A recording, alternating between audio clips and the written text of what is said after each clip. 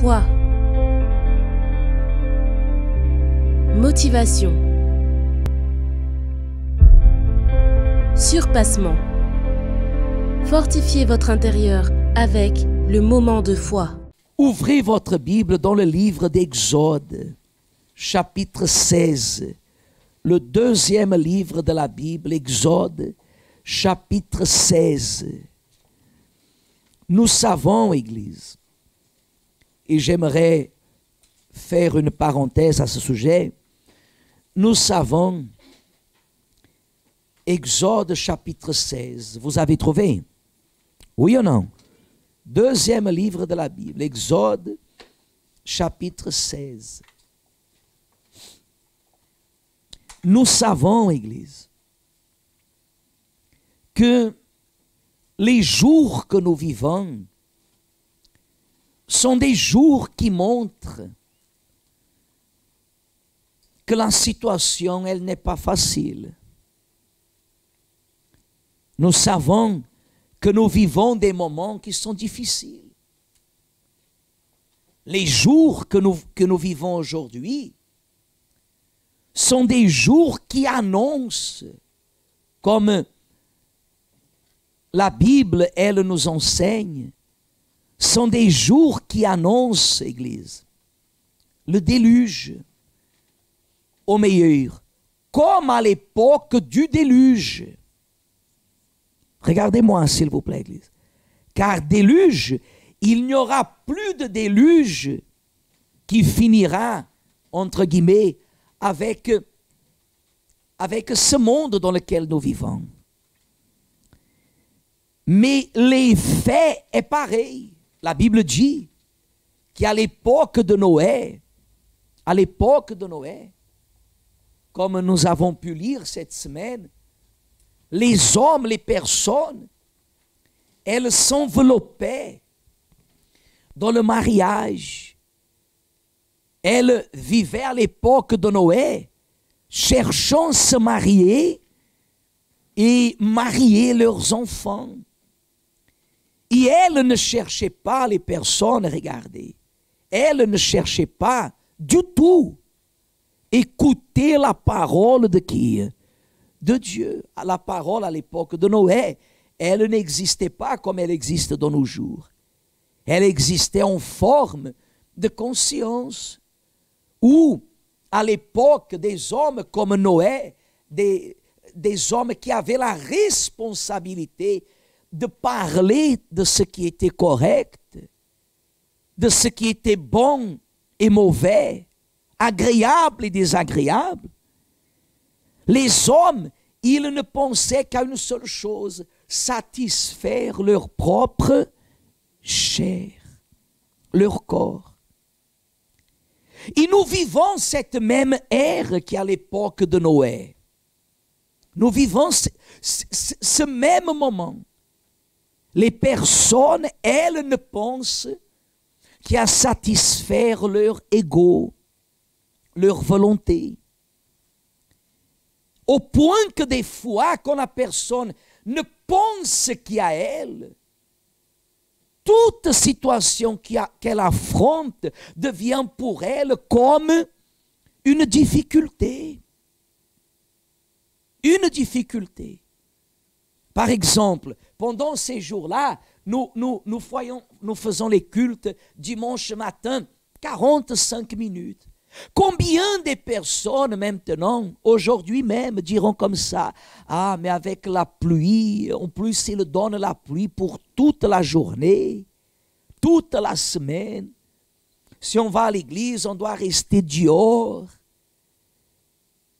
Combien de personnes, elles négligent l'importance de mettre tout simplement les pieds dans la maison de qui? Je n'aurai pas besoin d'une autre chose. Le simple fait de me lever le matin et de venir à l'église et de mettre mes pieds dans l'église me donnerait l'assurance que l'Éternel, il est avec moi.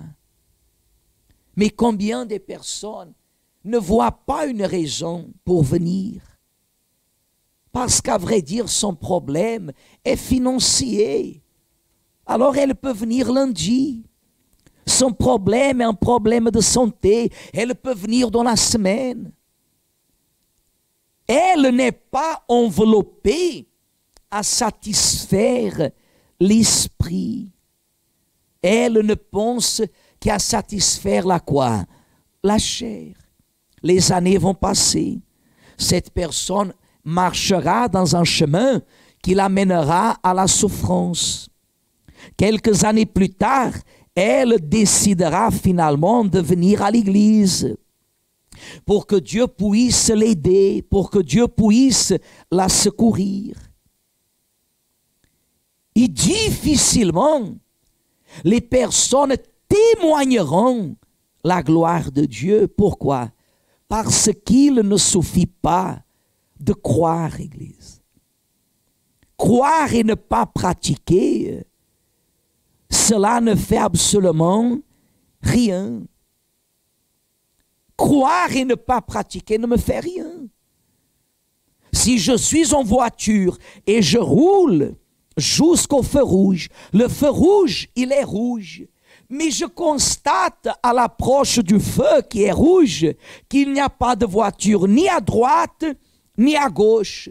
Et je me dis, il n'y a personne, c'est la nuit ou c'est très tôt le matin, il n'y a personne. Et pour ne pas m'arrêter, qu'est-ce que je vais faire? Je vais avancer. Et des fois, c'est fatal. Des fois, c'est fatal. Parce que la personne, elle a appris que devant le feu rouge, qu'il y ait ou qu'il n'y ait personne, qu'est-ce qu'elle doit faire? Elle doit s'arrêter. Elle ne peut pas penser à elle en se disant comme ça, non, il n'y a personne, je ne vais pas m'arrêter, je vais avancer. Et vous risquez, Église, vous risquez, imaginez, de frapper une autre voiture et dans cette voiture, tuer même les occupants de cette voiture et vous restez en vie. Est-ce que vous aurez la paix? Regardez ce que dit la Bible. Exode 16, verset 1. Et toute l'assemblée des enfants d'Israël partit d'Élim, et ils arrivèrent au désert de Sin, qui est entre Élim et Sinaï. Le 15e jour du second mois, après leur sortie du pays d'Égypte, regardez bien, Église, le 15e jour du second mois, après leur sortie du pays de quoi? Ça faisait alors combien de temps qu'ils étaient partis de l'Égypte? 1 mois et demi, Église. Au 15e jour du quoi? Le 15e jour du second mois. 45 jours. 1 mois et demi. Dit comme ça. Et toute l'assemblée, verset 2, des enfants d'Israël murmura dans le désert contre qui? Et Aaron. Et les enfants d'Israël leur dirent, que nous sommes-nous? Que nous sommes-nous morts par la main de l'Éternel dans le pays d'Égypte, quand nous étions, les églises, assis ou près des pots de quoi? De viande, quand nous mangions du pain à satiété.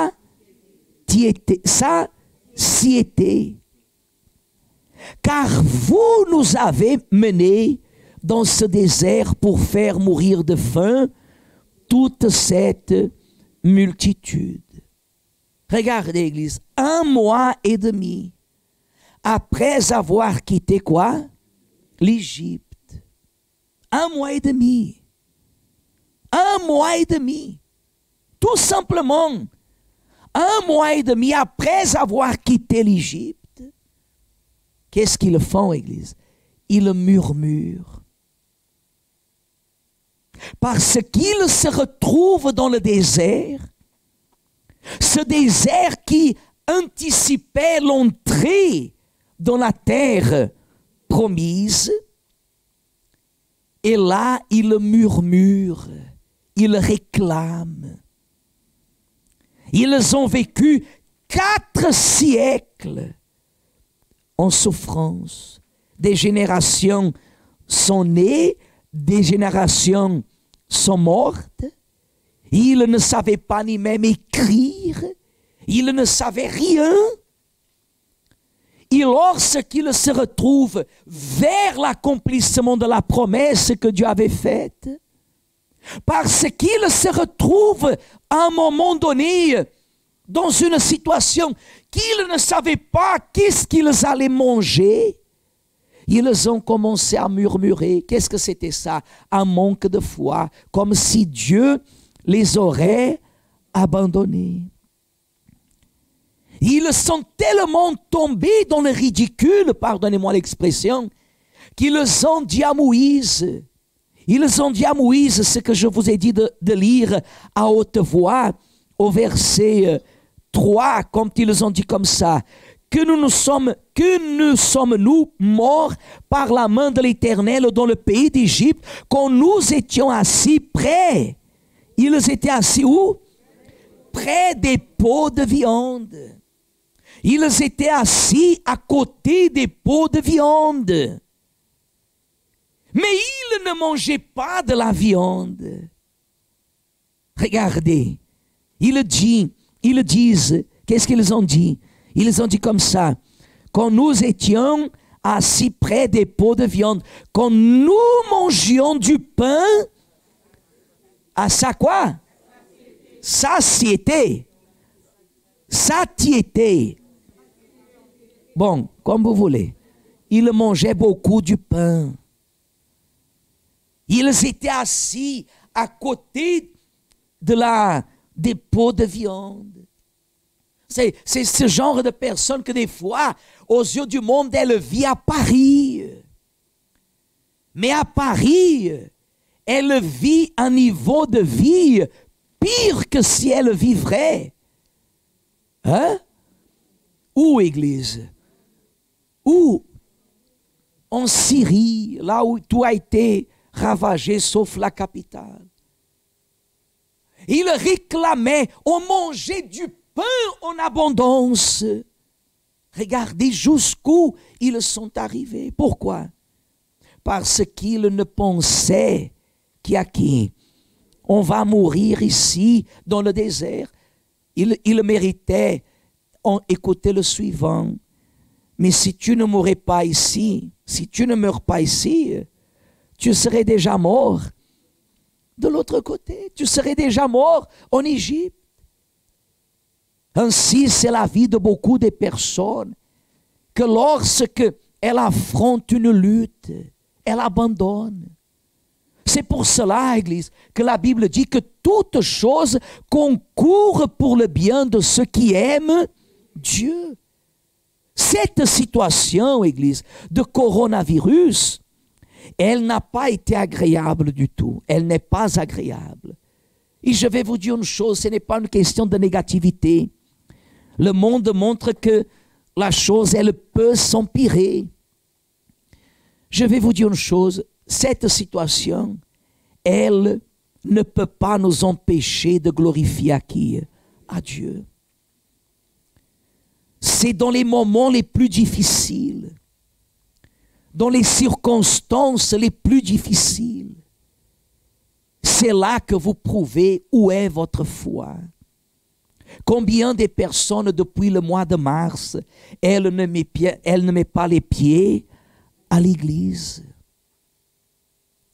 Combien de personnes, depuis le mois de mars, depuis le confinement, je n'oublie pas ce dimanche où nous étions ici, on a fait une réunion, là je crois, à 8 heures du matin, il y avait déjà des personnes qui n'étaient pas venues. Oh mais c'est fini après, on n'a pas pu faire, on ne peut pas faire. On est resté ici, faites votre prière. N'est-ce pas ce qu'on a fait? Faites votre prière. Et le pasteur, mes amis, c'est ça, vous allez faire votre... Et nous étions là. Et à partir de ce jour, plus jamais, on faisait les réunions ici par Internet.